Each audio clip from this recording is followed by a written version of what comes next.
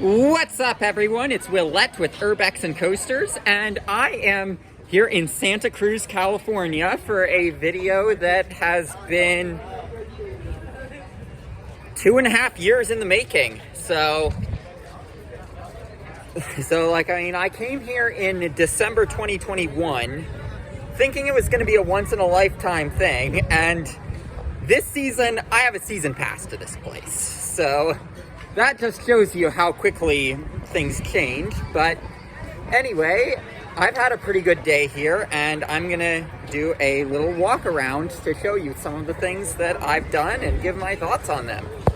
So right here we have Giant Dipper, and if you remember my thoughts on this thing in 2021, I said that it was one of the best coasters in the region, and it competes amazingly with modern coasters.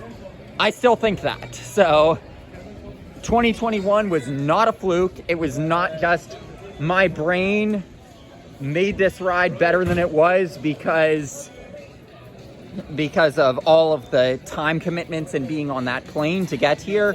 And now when I'm here without that, when it's just, hey, I live in the area and I did not deal with those trials, it still holds up. So that tells me it really is that good. And here are the C swings, which best wave swinger out there. Maintain that opinion. There's a lot of rides here where you'll hear me say something to that extent, where it's the best ride of its type out there. I'd say Giant Dipper over here is I'd say it's the best coaster that was built before, of any coasters built before the hypercoaster era, and it might be my personal favorite coaster of all coasters, but it's definitely the best coaster that was built before the hypercoaster era. So that would mean it was the world's best coaster for 65 years, which, that's a pretty good run. And now we're in the section of the park we did not get to see in December of 2021. So here is the log flume here.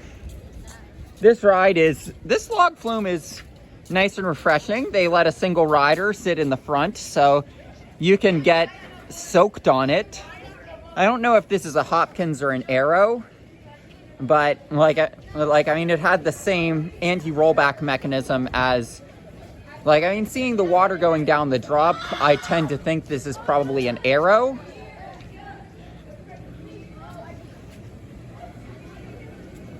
And then going down this way, this is going into the real heart of where we did not get to go in December of 2021.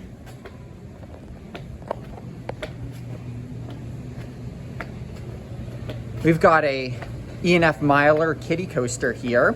I picked up this credit today. It has some good terrain usage. It's a custom layout, so this is probably the best kiddie coaster from E&F Miler.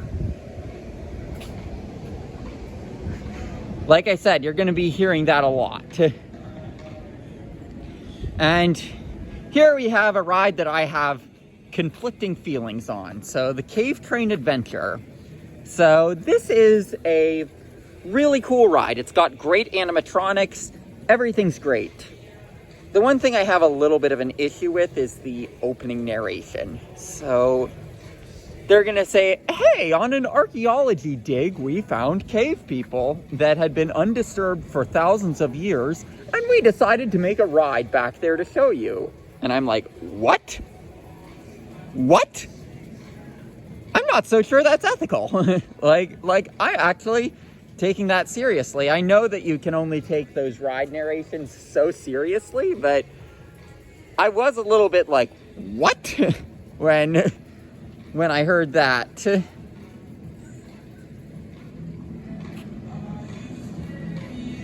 And then over here we've got Wipeout, which is an indoor house wipeout, and you get plenty of lights and music. You've got Ghost Blasters, a Sally shoot 'em up, which it's easy to get a good score on this one, because I got a good score on it, and like I was like, somehow I did really well on this one. Don't know how, but I'd say that, speaking of Sally shoot 'em ups in general, this one has like fog effects. This one has a lot of cool things like that. So I'd say don't overlook it because you think it's a shoot 'em up and shoot 'em ups are for kids. Don't overlook it for that. And then Wipeout, I mentioned being cool. I'm going to be transitioning over to the other part of the park. Oh, and one other thing on this side of the park that I wanted to mention is that they have an Irely Rocco plane. This one's from 1954 is what it says on the Wikipedia. But yeah, it's cool to have these Rocco planes still here, because there aren't that many of them left. Great shot of Giant Dipper here. Such an awesome ride. And we're walking past Giant Dipper. Such an awesome ride. Historic landmark, Ace Coaster landmark. Gotta love rides like, and a genuinely awesome ride. Gotta love rides like that.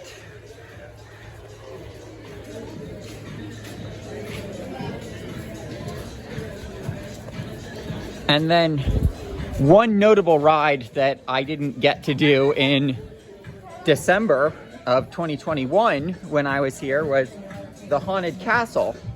Now, I'd say this is Sally's best ride. This is not a shooter ride. This is just a regular dark ride. So with this ride, what I think happened is that they took the former Dante's Inferno that I saw listed on Wikipedia was replaced by the Haunted Castle, and they basically told Sally to replace the track and the vehicles, have it take the same path, and they kept a lot of the same stunts, because I'll just say this thing does not feel like a 2010s Sally dark ride.